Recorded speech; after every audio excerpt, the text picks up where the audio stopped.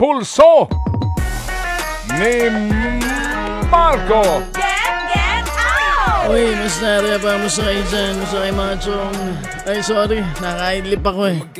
Nakaidlip ako. Akala ko hindi mo na ako tatawagin. Buti naalala mo ako. Ay, oo naman. Oo Ito nga, naman. Repa. Maraming apektado nung bagyong Pepito. Nakikinig ako sa inyo ni Chacha. Naririnig ko nga dito. Kasama na po dyan itong Bicol region nga. At trending yung isang mall ngayon kasi naging evacuation center yan, Repa. Bakit? Ay maraming natuwa dyan sa trending photos na iyan na nagkalat ngayon kung saan ginawa ngang evacuation center ang ilang mall. Kasi kahit papano, at least maayos ang kalagayan ng mga kapatid natin doon, hindi ba? Bukod sa aircon sila doon, mas maayos ang palikuran kumpara sa mga basketball court at saka mga eskwelahan na kadalasan yan ang ginagamit na tirahan ng mga bakwit sa panahon ng sakuna. Hindi ba, Repa? Ay, pogi ka na, Repa. Ay, talaga mukhang may lakad ka, Repa. Ha? Sana nakikita niyo itong Repa ko dito. Saan ba ang punta mo? Hindi, kasi binabanggit mo yung pagpapagamit sa mall. Yun nga, bilang isang evacuation center. Natin yung mga mall operators. Sinabi mo pa. Kasi at least doon, walang mga walang mga tukmul. Sana. Yun na nga rin ang aking Yun na nga rin ang aking dasal. Hindi tayo sigurado dyan.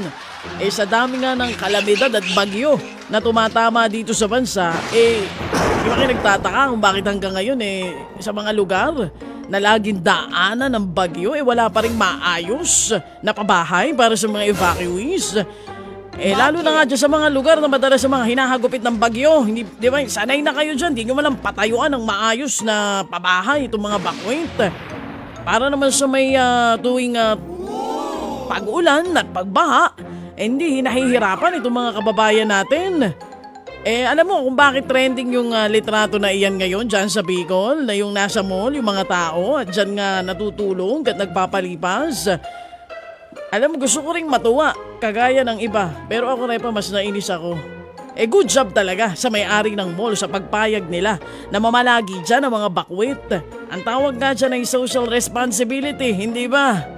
Responsibilidad talaga yan ng mga private Corporate social responsibility. Corporate social responsibility, Repa. Hindi ba? Tayo dyan, dito sa TV5 at sa Radyo 5. Radyo 5, talagang meron din tayo niyan. Corporate na yan, kung ano man yung corporate na yan.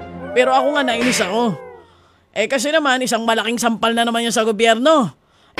Pinasa nyo na naman sa mga pribadong sektor. Ang gawain na dapat ay sa inyo. Tama.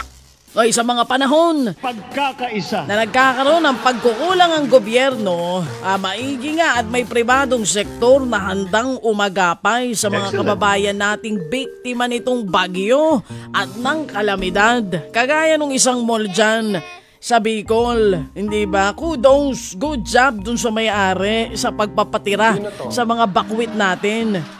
Kung sana may maayos ng tayong evacuation center, kung sana mga budget dyan inilalaan at hindi sa mga walang kakwenta-kwentang bagay. Tulad ng mga pa-concert ninyo, sinasama nyo pa kung sino mga artista pagka mga piyestahan at meron pa kayong mga paliga at kung ano-ano pang mga walang kwenta. Di sana hindi na natin gagambalain, di ba? Itong mga mall owners na ito. Sa ibang lugar naman, meron nga evacuation center, pero hindi naman maayos yung pagkakatayo. Bakit? O kaya itinayo naman doon sa mga flood-prone areas pa rin doon inilagay. Anong klaseng utak na naman yan, hindi ba? Ilang bagyo pa ba ang dapat na dumaan dito sa Pilipinas ay bago nyo maisip na dapat meron tayong maayos na evacuation centers? Iilan lang ba ang meron yan? Sino-sino lang ba? Anong LGU lang ang meron yan? Huwag niyong sabihin sa akin, Repa, dapat i-privatize pa yung pagtatayo ng shelters dito. Wow! Para umayos.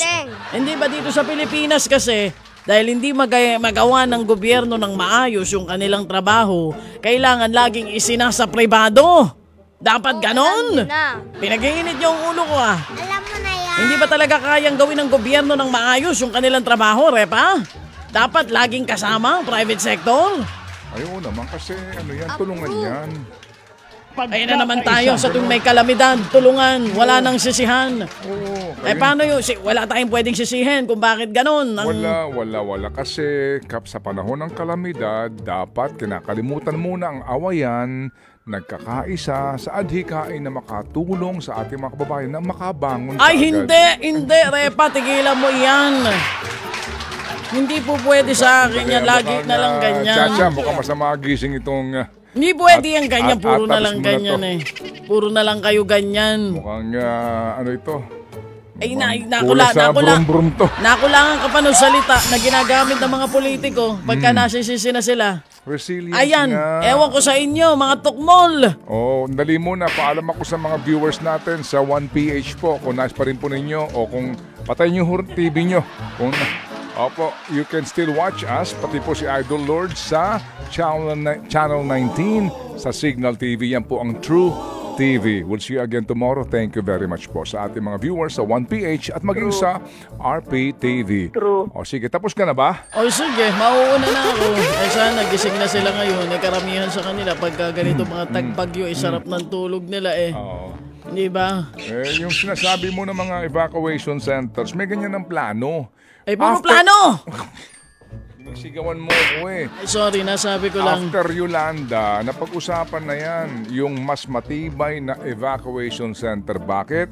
Kasi po, yung Yolanda, ang dami po doon na namatay habang nasa evacuation center. Ibig sabihin, sa kanila pong paglikas doon sa mga classrooms ng DepEd, doon sila natrap. Doon po sa amin sa Barangay San Jose, along the coast ito, girl, doon ko naabutan, bumubula mga bibig as in, yung mga bata at ang ibang mga magulang. Opo, kasi nga, doon sila nagbakwet, pati yun tinamaan ng storm surge at dahil sa mga grills ng bintana ng eskwelahan, hindi sila nakalabas. Yun po yung mga pangyayari doon. Kaya napag-usapan na yan, Marco, yung pagkakaroon ng mga permanenteng evacuation center sa mga lugar na mas ligtas. Doon din sa nangyari sa Compostela Valley, isang buong eskwelahan puno ng evacuees, niragasan ng boulders. Boulders, nang dahil din po sa yung mga nagpakalalaking mga bato ang siyang tinangay po ng malakas na agos doon sa ilog na andun po yung evacuation center din. Sige, so huwag ka na magalit, ha? Meron naman dyan plano. Puro na lang plano, puro na lang usapan. Baka ang kagalitan mo ngayon, itong Department of Housing na ang itinatayo daw ng mga uri ng pabahay, pati sa probinsya, ay condominium. Condominium type. Ayos. Nakipagkompetensya pa. Kaya galit na galit ang lola mo. Ha? Kaya may kompetensya siya. Ayusin niya muna serbisyo niya ng tubig. Ang pangit. Sige. Sige, mauna na ako Okay. Kasi baka napaalala mo yung lola mo, baka mag-init ang ulo ko. Sare pa. Okay. Peace out. Peace out.